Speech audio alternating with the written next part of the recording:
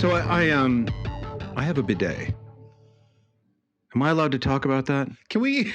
Is it just obscene to mention that you have one? Is that all it takes? The intro to this episode. Back it up. Back it up. So anyway, there's a little knob that controls the flow from the bidet, right? And if I don't tighten it, if it doesn't go to the closed position entirely, it dribbles, right? And that's a waste of water. So I walked into the bathroom. I noticed that the bidet was dribbling. And so I adjusted it, and it just shot water all over my pants just 3 minutes ago. That's all I got. That's it. That's the punchline. Okay.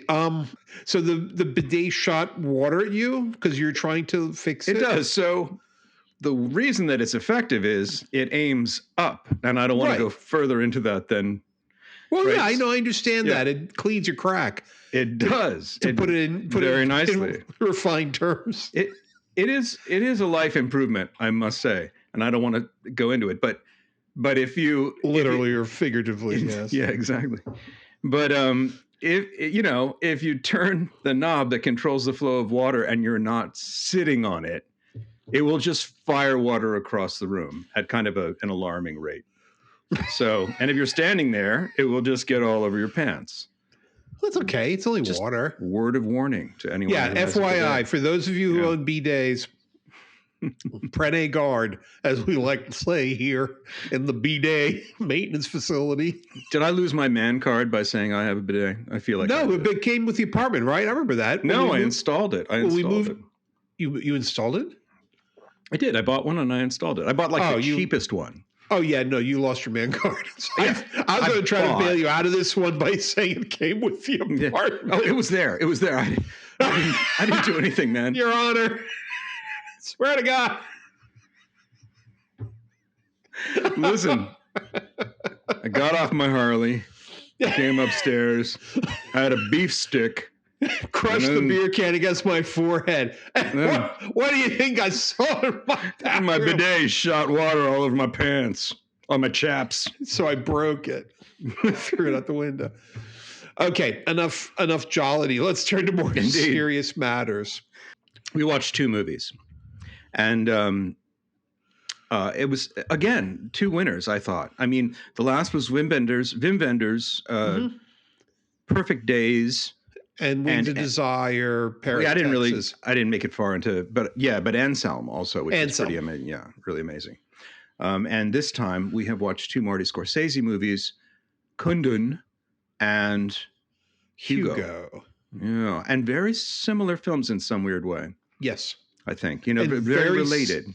Very similar to the Wim Wenders films. Yeah, oddly true. You've lucked out so far. Yeah, you don't realize how much you've been living on a steady diet of a certain type of film. Yeah. Until you are forced by an arbitrary rubric, like, okay, we're going to watch 2 Martin Scorsese films, and we're not going to watch Raging Bull or Goodfellas, right? That's right. We're going to watch the B-sides. And when you go there, then it's just like, wow, a lot of films I watch are just really hyperactive and really hyper-violent. Hyper-violent. I know. It's like, where are the kids? Oh, they're watching some murders in the next room. They're watching 5 murders, a minute in the next room. Whereas, so you watched, because I'd seen Hugo, you watched Hugo, you'd seen Kundun, so I watched Kundun, and I finished Kundun. So who wants to go first? Well, I mean, one thing we should let our listener know about Kundun is you can't find it. Try as you may. You can... Well, you can't stream it. You can't stream it. I didn't try very hard, but it's certainly not on Amazon Prime Video, and it's not on Netflix. Which by design, it was arranged with the companies, Disney first, I think, and then the others. Pressure was put on them by the Chinese government to take down and not offer Kundun for streaming. And I think the DVDs that are available are probably used or leftover surplus from some shops, but there are some still out there. Mm-hmm. And Lionel bought one. Yep. And I had seen it, and I have one, but I don't have it in my apartment. I think it's in the other place. So I need to procure that because it's one of my favorite films. Tell me what you thought, Lionel. Why? Tell me why it's your favorite film. Tell me. There are scenes in it that just keep coming back to me. The scene of the young Dalai Lama prying apart the two beetles in the wall. What was that about? That was interesting because it's not explained in any way whatsoever. It's not connected to anything else in the world. Yeah. What was that about? Because these are giant beetles. I mean, they're not trivial. These are enormous beetles that I guess were fighting each other or something. Yeah, like they that. were fighting. Yeah, and he went and took them away from each other. And then he took one of them and walked over to a wall that has all these holes in it, and he placed in one of the holes. But that's all I could get out of that scene. I think it was just to prevent them from fighting. That was what I took away from it. Huh. That immediately, as a young child, he was exhibiting compassion and kindness even for insects. There are a number of scenes, and it's been a while, so you might need to remind me. The scene, and just going in order, he's chosen as the 14th Dalai Lama by the Panchen Lama, and the Panchen Lama arrives with his retinue, right, to this small hut where the Dalai Lama lives with his mother and his father and brothers. He doesn't have any sisters, but I think there's brothers. There's two brothers. Yeah, it's a humble compound. Yeah, and he picks out certain certain trappings, like certain decorations objects. of the previous. The Panchen Lama lays out all these objects, and there's like twos of everything. There's 2 cups and 2 pairs of spectacles and 2 this and 2 that, and he says, "Which one is yours?" And the young boy picks out various things, right? Because he's the reincarnation of the 13th Dalai Lama. And so therefore he would recognize those things that and the whole point is that one of each of these pairs of articles belonged to the 13th Dalai Lama. Correct. So he's supposed to be able to discern which one is sort of the imposter and which one's the true one. Yeah. Yeah. I mean, I don't know. That was powerful, but what follows from that is more powerful, is just the level to which he becomes completely estranged from his family, right? It's sort of a, hey, good news, you're the Dalai Lama. And then suddenly, bye, Mom. Mom is allowed to visit for a little while, but it's very clear that he's like slowly moving away from his family. Those are not his concerns. His concerns are all of Tibet. And in some way, the Dharma. And there's a scene where they're riding away in a carriage, and the regent has kind of covered him as the young boy with his cloak, and is saying, I forget, all you need to do is to love the people. Just love them. And I just found that so poignant and powerful. And he looks up through the cloth. There's this, there's a whole scene there. Yeah. It's go ahead. The other one, when the Dalai Lama's father has passed away. Yeah. And the monks are surrounding him and saying, your father is dead. Do not be distracted. Your father is dead. Yeah. Do not be distracted. Yeah. Also, incredibly powerful scene. And it's just beautiful, of course. The acting's amazing. I think they're all Tibetan and Nepalese actors that were hired for the production. And I've just found them all incredible. Yeah. It was a very interesting film, very calm. Mm-hmm. It's and nothing. I really liked. I actually looked it up on Wikipedia. I like the Oracle, the guy who walks around hissing all the time. What on earth is going on here? Is he like the snake god? Yeah. What is going on? And I looked it up. He's the Nechung Oracle. And the Nechung Oracle was a person.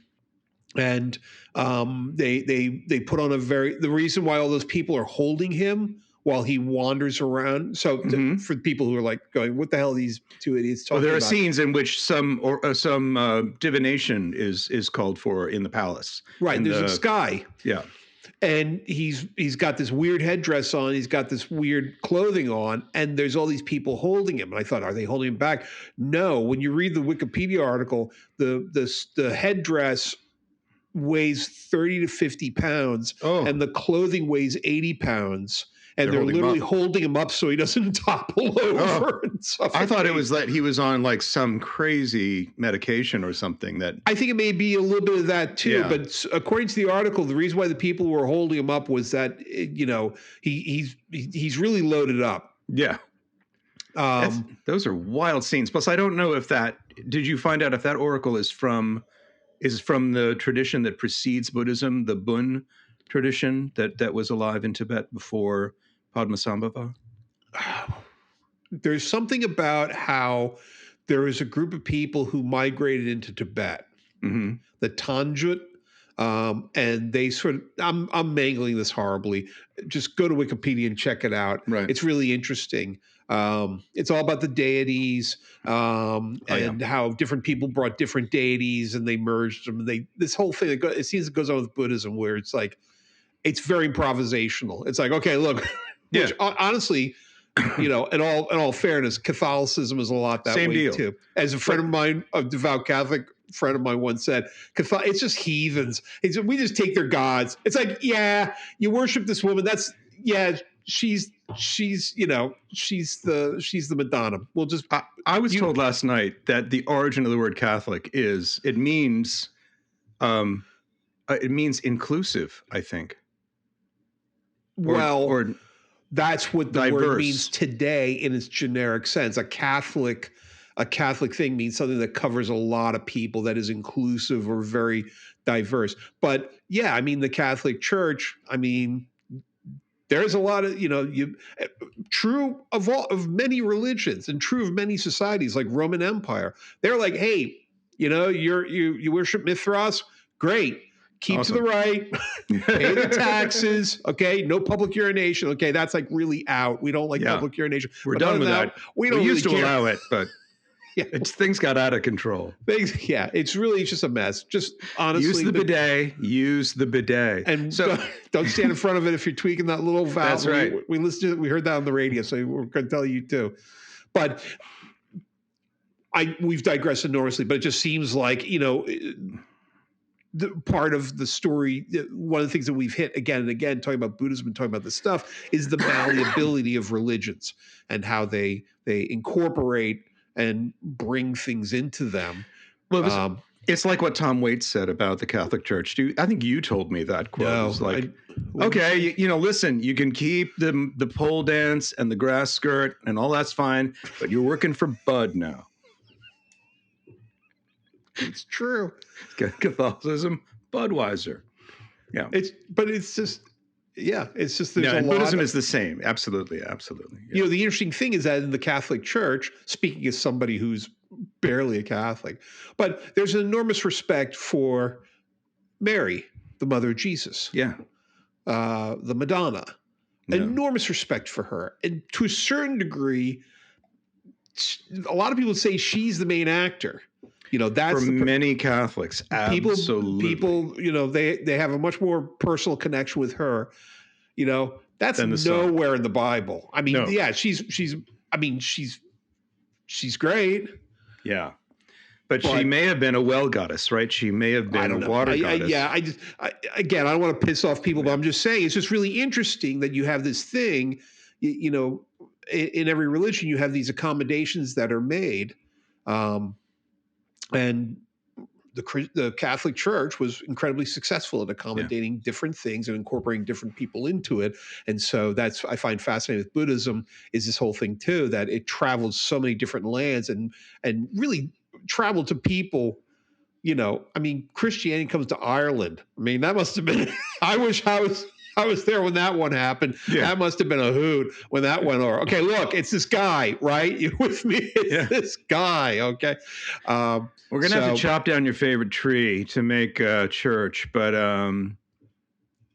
that's all right, because if you object, we'll probably kill you, but, No, you chop down the tree, but we're going to put tinsel around it. Oh, yeah.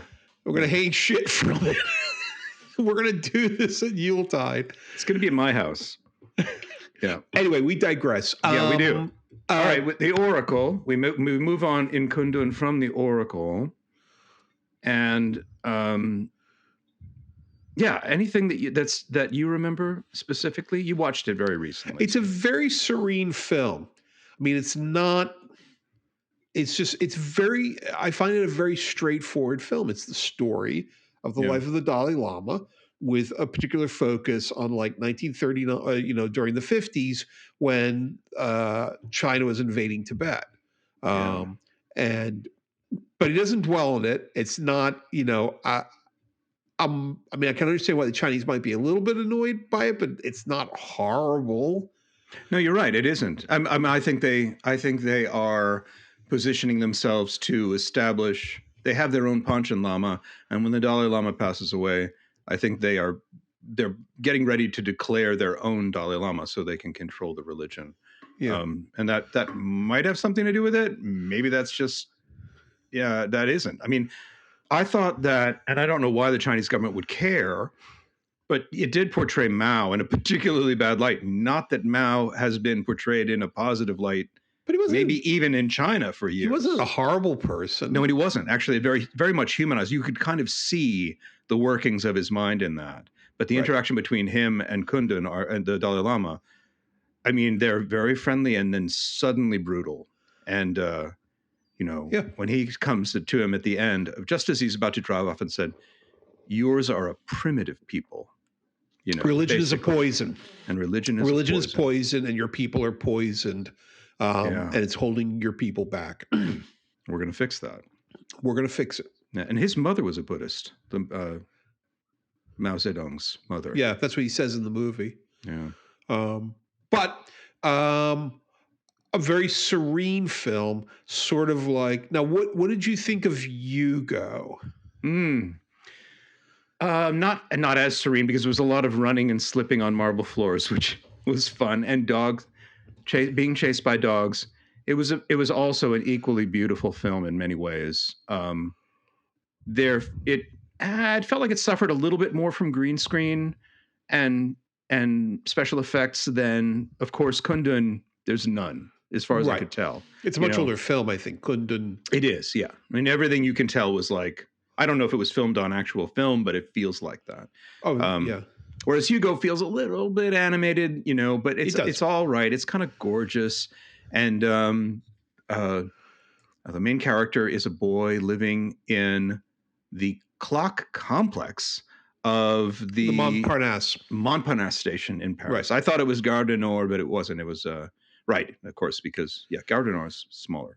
So this very expansive, it sort of feels like a palace, but a palace in which people walk through and then get on trains and leave. Yeah.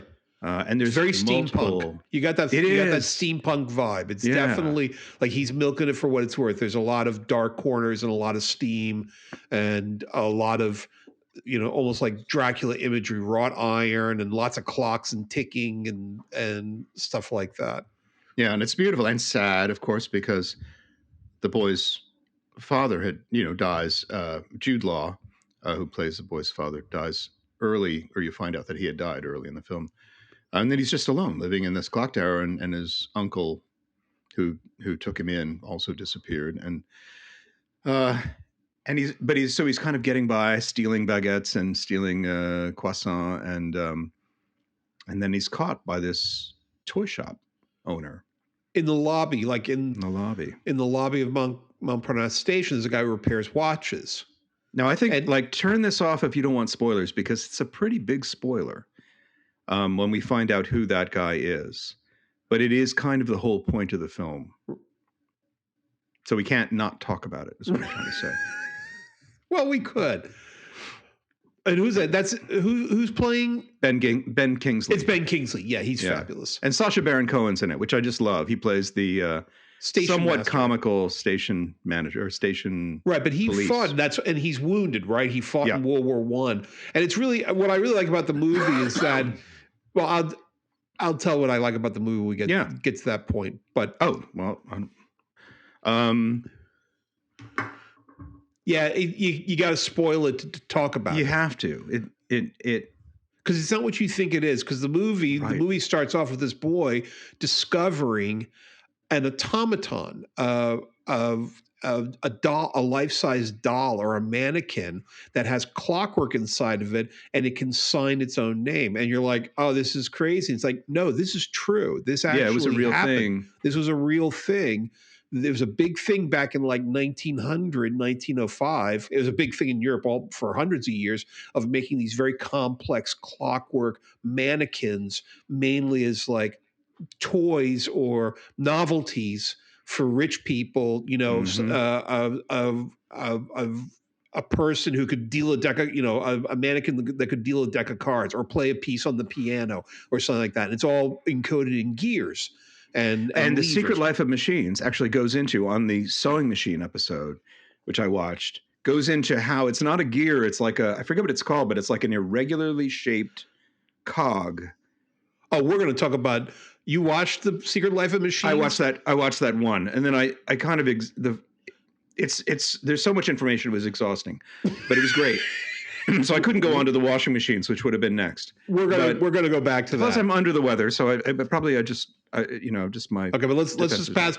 Don't get me started. But what I'm on saying is, Secret like, it Life. made me realize that automaton was not so fantastical. That this would dated after the sewing machine, and that sort of clockwork creation was absolutely possible. That you could have this fine motor skills in an automaton. I mean, it's not like the automaton ends up talking or anything. It's able to put ink on paper. That's basically all it But does. they made And ones it's that could broken. play the violin, and they made ones that could do that. I mean, it's amazing what they were doing. Like, people were like really obsessive about this and coding this stuff in gears. Anyway, the kid gets the automaton to work, Yep. and it signs its name. It writes something. Yep. And I forget exactly how it happens. I think the kid then goes and tries to steal a thing from the watchmaker. Yeah. And how does the watchmaker connect to the automaton? Does the kid show him the automaton, or No, the kid doesn't show him the. So yeah, it's been a while. So the kid doesn't show him the automaton. The watchmaker takes a lot of the gears and little toy pieces that the kid has been stealing in order to fix the automaton, and then he's introduced. Oh, and takes his book, the book of instructions that his father made, because his father was the one who found the automaton. He was a clockmaker, Right. and he was working on getting the automaton to work when the boy was not living in the clock tower, when he was living at home with his dad. And his father was a clockmaker, but he found this thing and he's like, I can make this work, but it was missing a key. And the key was a heart-shaped key that went in the back, and just nothing would work without it. And then when the toy maker steals the journal that belonged to the father of the boy, he follows the toy maker back home and then meets the toy maker's ward, sort of goddaughter, Right. and eventually finds out the goddaughter has the key hanging from her neck. Right. So, And then, spoiler. yeah. So and so I think it's the watch owner, the store owner was the guy who created the automaton. Yeah. Right. Yeah. But he's a famous historical figure. He's George Méliès, Yep. who was the great film director who did Voyage to the Moon. These are the very early films, and he was the guy who discovered what to us seems laughably simple, but nobody figured it out, which is that I can start a film, I can stop the film, Yeah. and move all the actors around, and then start the film again, and it will look like they magically disappeared from one location and appeared in another location. And to us, hearing this, like, come on, really, dude. Well, he starts as a carnival trickster. He starts as a kind of magician or illusionist, and then he finds the medium by which he can make even more powerful illusions, which is film.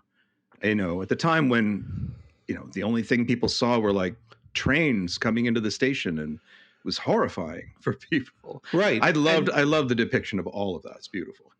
Well, I was watching. There is this documentary I started watching, narrated by this guy who appears to have an Irish accent. That's all I can remember of it, but it's fairly new. It's a history of movies, a history of film, and he talks about the early. And it's a really good series because he goes into like the very, very weird things they like.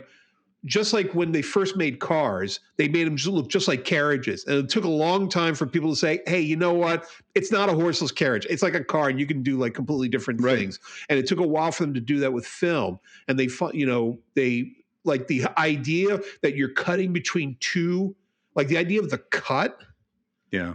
like cutting between two stories at the same time, that took a long time for people to figure out. He focuses on this movie about firemen rescuing somebody from a burning building, and he said that the typically the way they would do it is they would just show the fireman climbing up the ladder and jumping in the window, and then you'd wait for the fireman to come back out the window with the person in And his they arms. keep filming with nothing. Well, that's new. it. It's a whole shot. And this guy was the first guy, and the guy filmed it. So the fireman walks up the ladder, climbs the window, and then you jump cut to inside the room, and you see the fireman coming into the room. The narrator of the documentary said this was absolutely revolutionary. Nobody had ever seen this before. I'm talking over you because I'm excited. Go. But it's a new way to tell stories. It's a completely new way to tell stories. That, and that we now write stories with that in mind, right? Yep. So when I'm writing a novel, I'm like, what's the scene? We've now cut to another scene. And that entire idea of cutting to another scene was invented. There. Yeah. It began at a very specific point in time. And it blew people's minds that you could do that. Because what they thought originally, the way they did films was like a play. You're just filming a play. So you have a frame and people walk into it and they do their thing and they walk out of it. But it took a long time for them to say, it's not a play. It's something different. So they have to create the running shot. Oh, I can move the camera too at the same time. And he talks about, one of the earliest guys to put a camera, like the actors driving in a car. And so they put the camera in the car rather than just having the camera on the sidewalk and showing the car go by. The camera's in the car. And not only that, but the guy took the camera and pointed at the rear view mirror, at the side mirror, to show him being chased by people. And the narrator says, to us, these things seem completely unremarkable. Right. But to people at the time, this was completely mind-blowing. Losing their probably minds. Really confusing. Yeah. And the whole idea, the other thing he talked about is the whole idea that there's a line when there's two people talking, there's a line connecting them, and you got to stay on one side of that line. You can't switch. I forget what it's called, but it's a big principle of filmmaking, which is that when they cut between two people talking or action between two things, you can't jump over that line because it flips people out. I don't know. I'm mangling this, but the key thing, getting back on track, is that Méliès did this stuff. He was wildly successful. He did all the things. Like, he jumped so far ahead in terms of editing, basically, and tricksterism, right? And that just anything was possible. I loved his portrayal. This is Welcome to Dreams. This is where we make dreams. I loved his studio. It was all made entirely out of glass. Reminded me very much of the photographer in France that we had read about. Forgetting his name. Nadar. Yeah, Nadar. So he seemed a very kind of reminiscent of Nadar, and especially the glass studio. And he was like, this was like the Apple computers of 1910. And this is where people went for what was going to happen next. This was the next big thing. This was the exciting. This is where things were going on. And this was really hip. And it was all fabulous. And it was all make-believe. And it was all fantasy. And everybody's eating it up. And then World War I happened. Yeah. And that description is so heartbreaking that people had seen enough, they'd seen enough. And they didn't want to see they didn't want to see a Méliès film anymore. No. And just overnight, people were just like, nope, it's a different world now. And those are like childish dreams. Like that stuff that we were watching before is just silly stuff. Right. And it's really heartbreaking. It's really true. I think it's really good to remember that these historical events like obliterate things in their path. They don't only kill people. It also reminded me of another rather unremarkable film called War Horse, which I think maybe Spielberg was. Before we go off to another film, I just want to tell you that when I finished that movie, which beautifully made. I mean, Marty's great, right? Yeah. I'm calling him Marty because not that I know him, but like I just hear everybody else calling him Marty. But he's so great at making a really, he's not the Disney filmmaker that pulls your heartstrings in that way. He provides you with something really remarkable to cry about. And I was weeping like a baby at the end of this film. And I just want to call him and say, screw you, Lionel. How dare you do this to me? Why? What was so sad about it? I mean, the guy is so great. No, it was just so overwhelming at the end, his award. They've found some films and his speech at the end. And meanwhile, the whole story is about a kid like squatting in a train station. Yeah. And it just blows up huge. And you realize, no, it's not about a kid in a train station. Right. It's not. About Martin Scorsese's love of filmmaking. Right. And yeah, that's just, I get chills saying that. It's beautiful. It is. It's like the ring of the Nibelungen. It's like, you just, or like the Lord of the Rings, you discover a ring at the bottom of the river and makes you invisible. Oh, yeah. What could that's go handy. wrong? That's handy. What could go wrong with this one? And then, it means the death of the gods and the end of the universe. Okay, well, I guess that's a big one. Bummer. Yes. Okay, throw it back in. But that's the interesting thing about Hugo is that you think it's just read the fucking manual.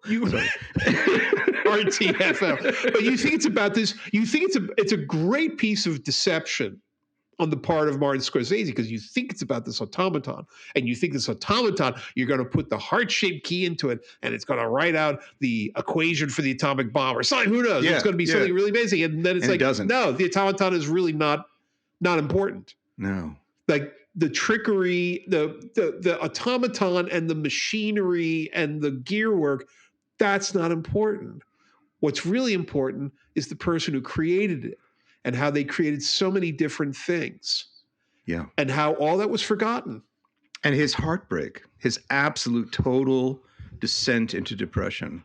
Yeah, because they melted most of his films to reclaim the cellulose or celluloid or whatever it's called. They turned them into women's shoes. Yeah, they melted down. And it's only by sheer luck that we have any of the films left. I mean, they're very short films. They're like 15 minutes long. But he made like 1,000 of them. He made just a ton. Oh yeah. Yeah. Yeah. And they're fun to check out. I mean, it really is like a picture of where the world was in like 1908 before everything blew up and we wound up with the world that we have today, which is a much different world. Not to say that the world of 1908 was all ponies and butterflies. But anyway, so yeah, Hugo's interesting. Very, very it's interesting. a very interesting film. I'm really glad you recommended it as the second. And what I was going to say is that it's sort of echoed by another unremarkable, slightly boring, a little more artificial film called War Horse. Mm-hmm. What is that? It's about, can you look it up there? I think it's Spielberg, strangely enough, did it. It's just called War Horse. It's from like 2011, maybe. War Horse, Rotten Tomatoes.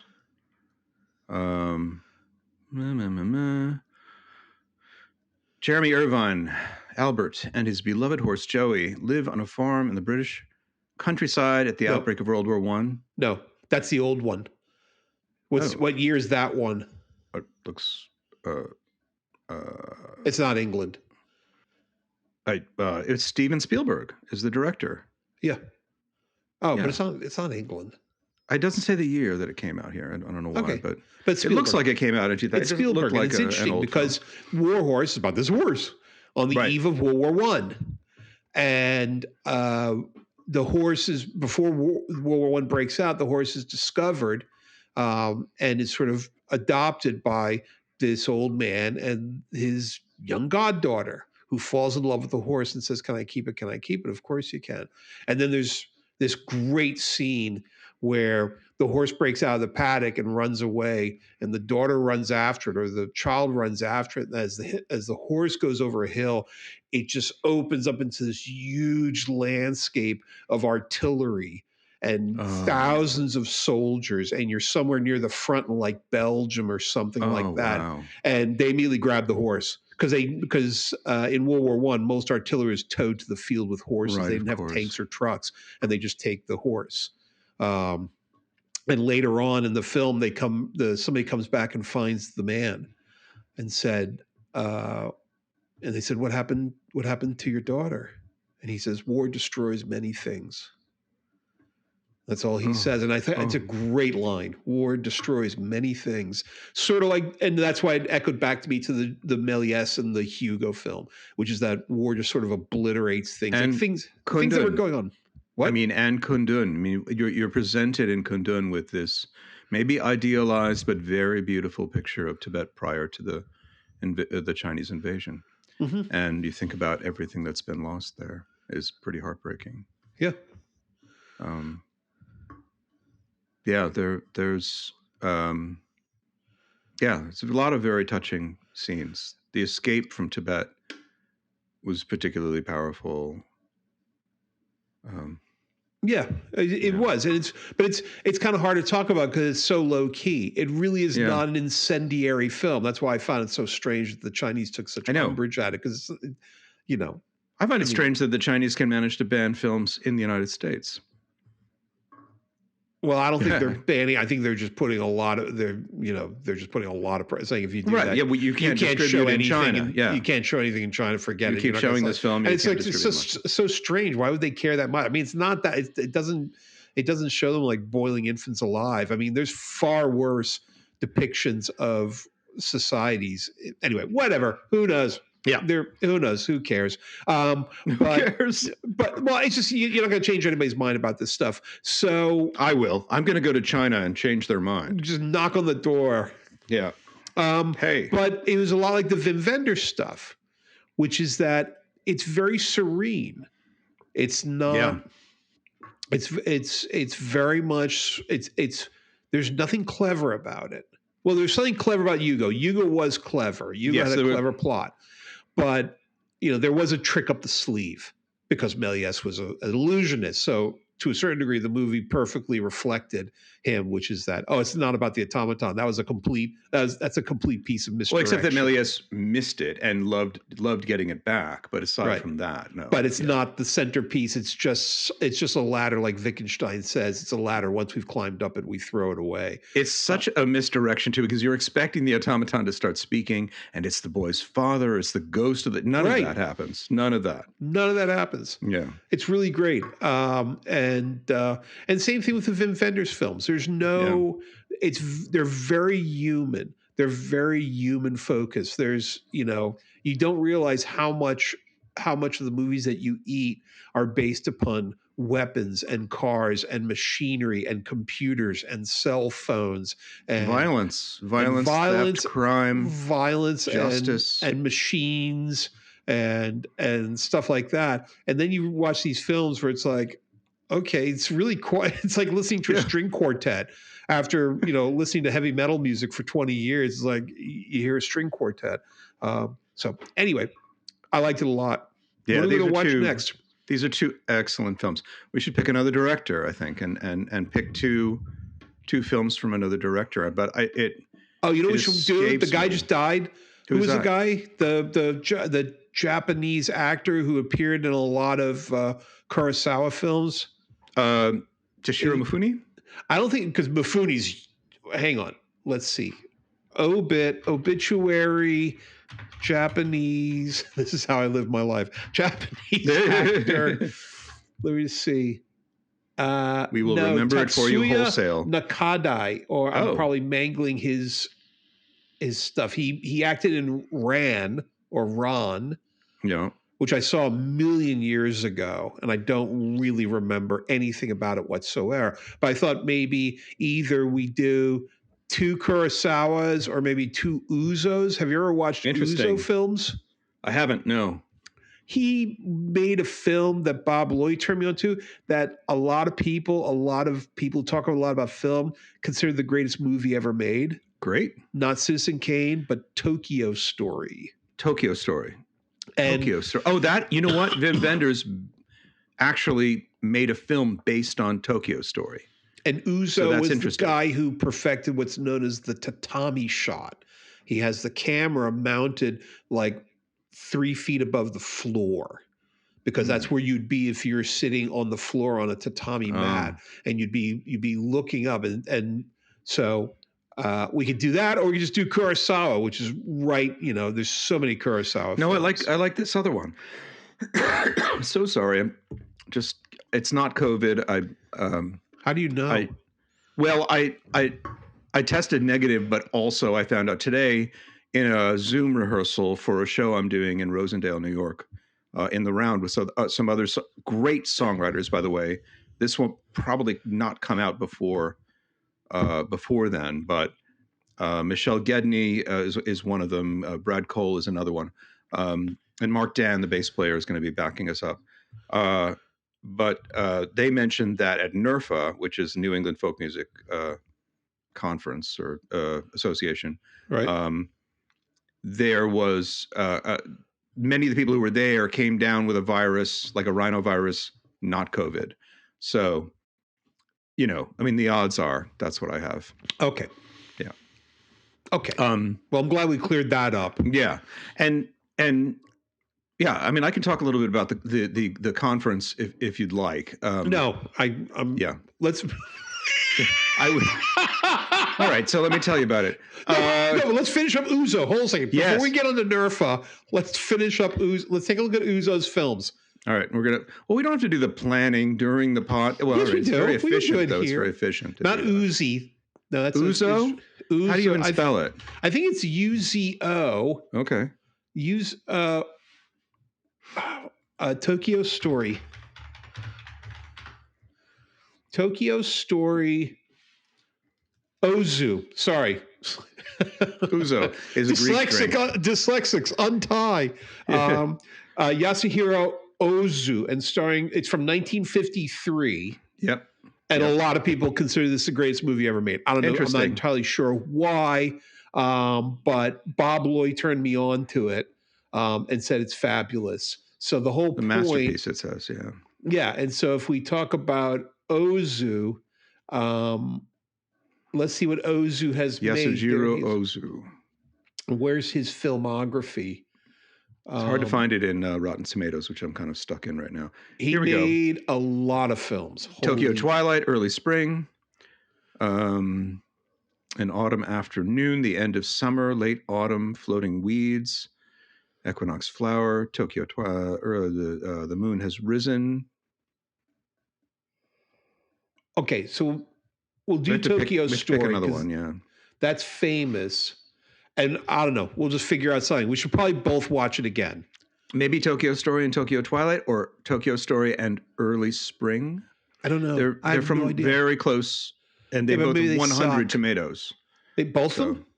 Yeah. Tokyo Twilight has 92 audience members. Okay. 92% from audience members, and the tomatoes are 100. So, I mean, probably can't go wrong. Probably a winner. Okay, so we'll do Tokyo Story and Tokyo Twilight. Yeah, and easy to remember. So yeah, and also we're going to have Chris Chandler as a guest again, which would be great. Talk about his current work. That's Monday, right? No, it's the 24th. So it's a couple of Mondays. I sent you a Google Cal. You did, but we have to watch the film about Bruce. We need to watch Nebraska, Bruce Springsteen's Nebraska, and talk about it.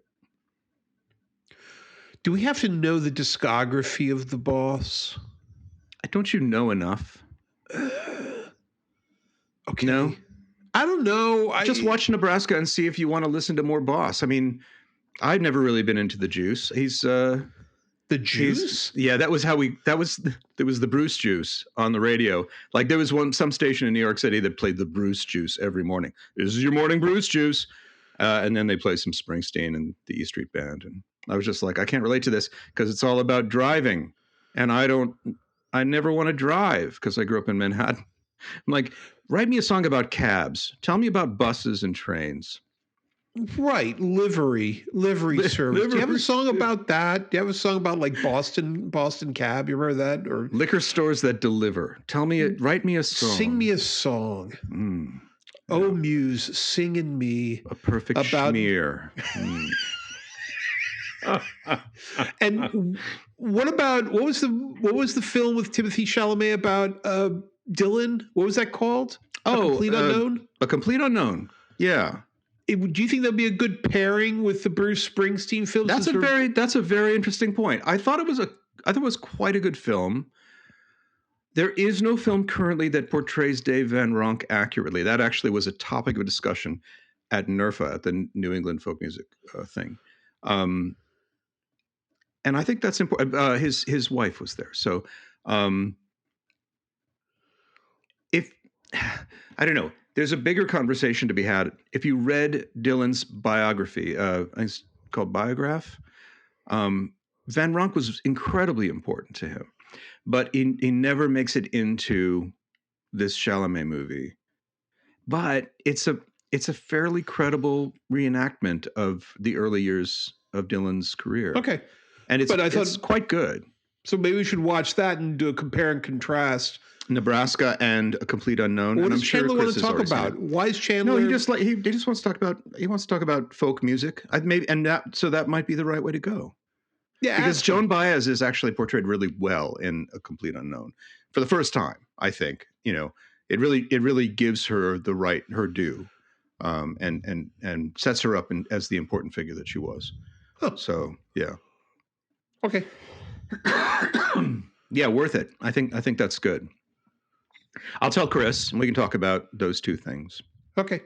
So we got our movies picked out, and we beat Wim Wenders and Martin Scorsese to death. What else do we want to talk about? Well, Sarah Lipton is going to join us, and we'll continue our discussion about Buddhism, but more from the practice point of view, but also with some eye towards where things go wrong in Buddhist institutions. She and I have both had direct experience with that, but she's had much more direct experience with that. And I think that'll be an interesting conversation. Yeah. Well, it's interesting because you have the song In My Cult, and you obviously have you have a lot invested. You think a lot about religion. I do. And questioning your beliefs, the whole Batgolite thing and stuff like that. Yeah. And I find it intriguing that you practice Buddhism, because Buddhism seems to be, I don't know, it's just it seems to be really out there. Oh yeah. No, I completely agree, and I think a conversation with Sarah might really kind of go down that rabbit hole better than me just talking about what I've already talked about 100 times here.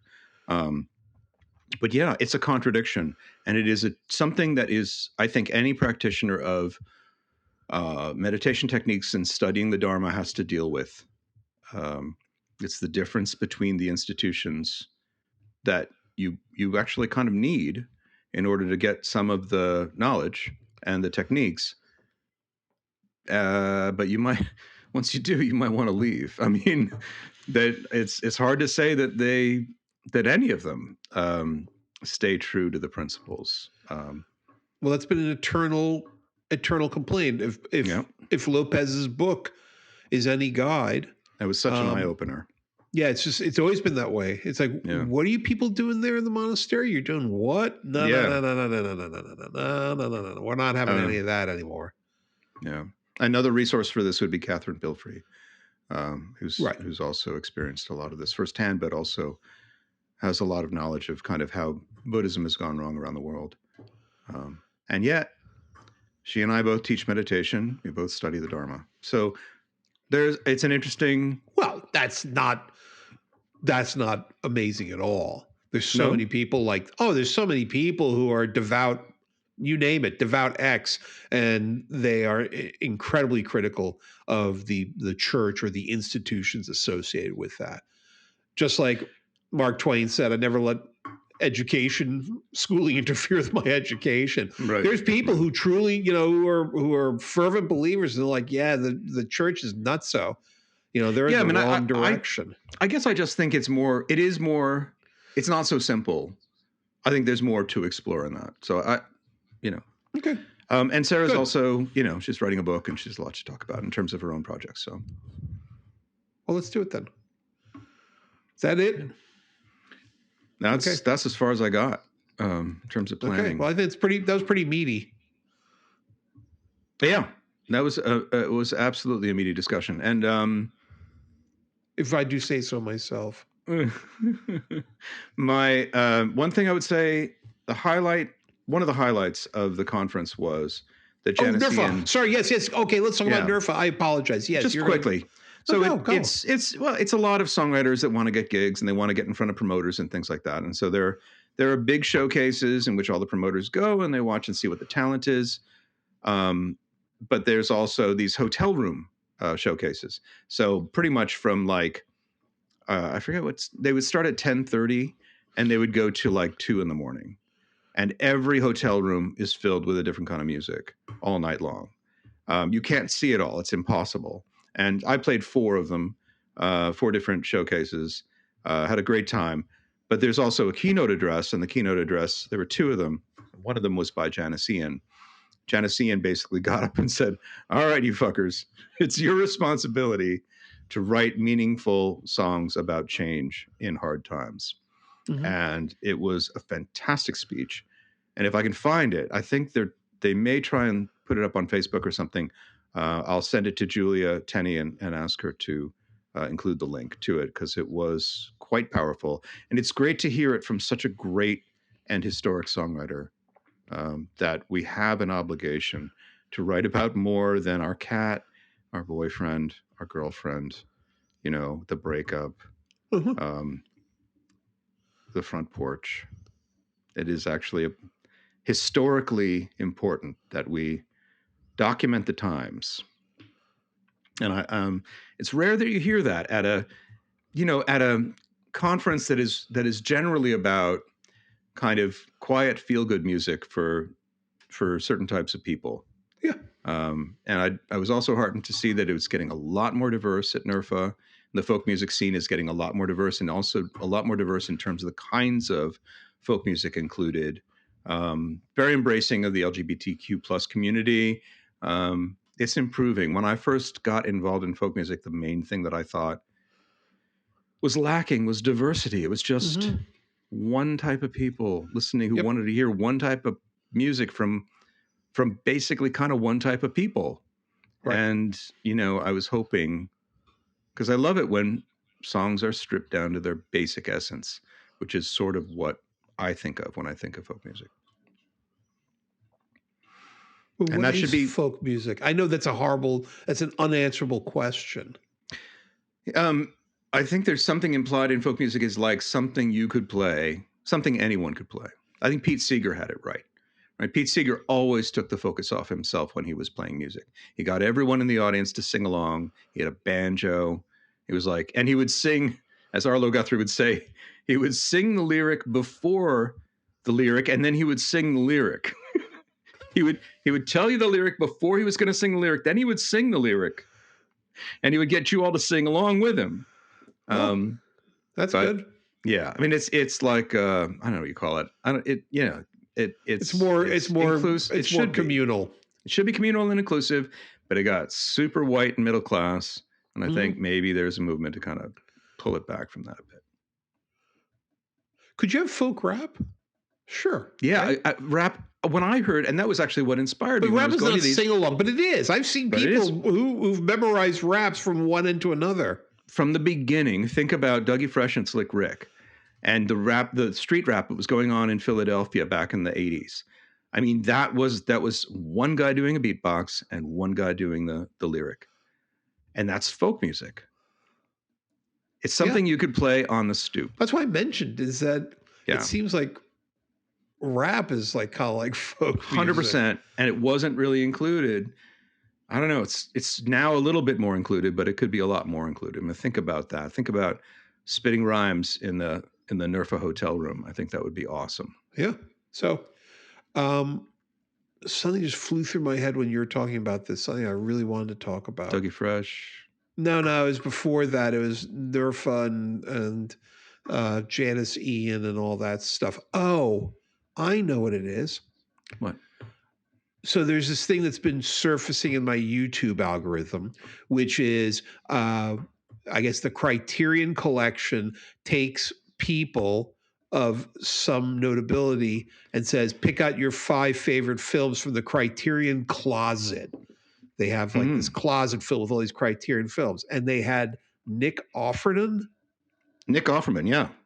who I never watched Parks and Recreation. I know not, the only thing I know about him is that he did the New Yorker was doing this series for a while where the New Yorker would just show you like a blank cartoon with no caption. It would just be the cartoon and you had to come up with a caption. And his answers were far and away absolutely the funniest thing I'd ever seen in my entire life. One of the funniest guys. I met him. I met him before he was anything. You know, my cousin Scott King made a film called, is it Paradise City or something like that? It's, you never find it. But he made one with Nick. Nick Offerman was in it, and he was flying back and forth, maybe from Wisconsin to L.A. And I was at an open mic with my brother in the early 90s. And the guy next to us was this pleasant dude, and we struck up a conversation, and we both got up on stage and did our thing. And he did kind of a stand-up. And we spent the whole night. And then years later, John was like, you know that guy we were talking to all night? That was Nick Offerman. Mm-hmm. He's just this great, genuine, and really funny actor. You should check out clips of him in Parks and Rec. You would love the character that he plays in that. And he does this, very funny. I will. He does this Criterion Closet where you pick out your 5 favorite films. And I wrote down what he wrote because it was such an interesting collection of films. One that many people said I need to watch, which is Dead Man with Johnny Depp. I did see that. Yeah. He also mentioned a film that Bob Loy has told me a million times I have to watch, which is a British film, I think from the 1960s called Kes.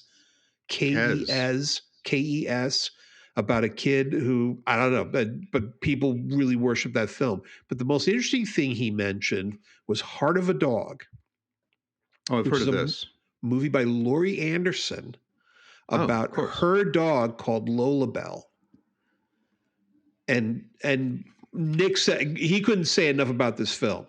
We must watch it. All right, you got it written down. So after, I think the thing is we might talk next week about Ozu and his films. And then the following week we have Chris Chandler, and the following week we have Sarah Lipton. And then after that, we could maybe tackle 2 of those.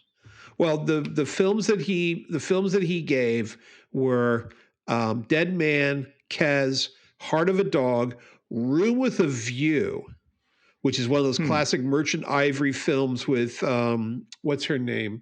Bellatrix Lestrange, that actress.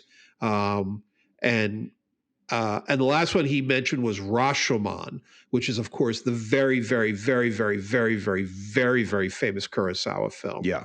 That's epic. I think it's an interesting list.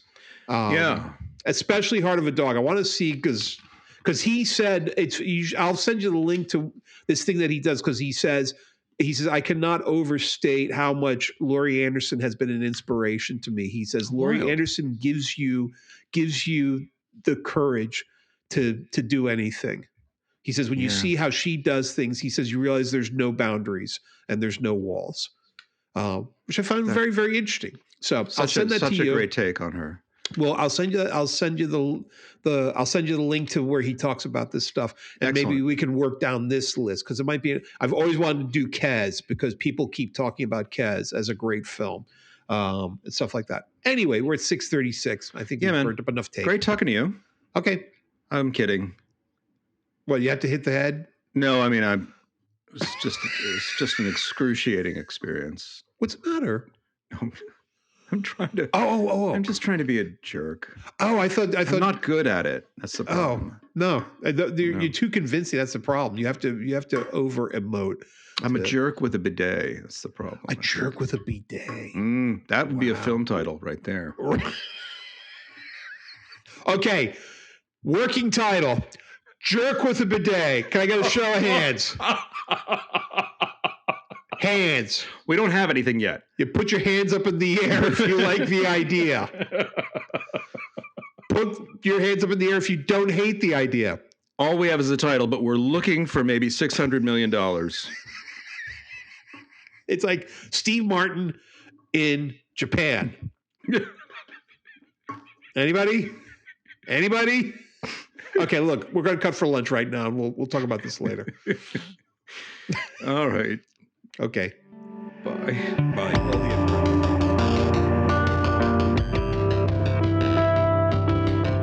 Funny Not Funny is produced by Jim Infantino at Slab Media in Boston. Jim Infantino and Lionel Casson are the co-hosts. Our website is funnynotfunny.net.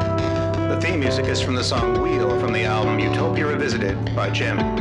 The opinions presented by the co-hosts are ridiculous and should not be taken seriously by anyone. Our intended audience is literally nobody. If you're listening to this podcast, you should probably pause to reflect on other choices you've recently made. Please do not subscribe or leave a rating or review. It only encourages us to make more. Thanks for listening.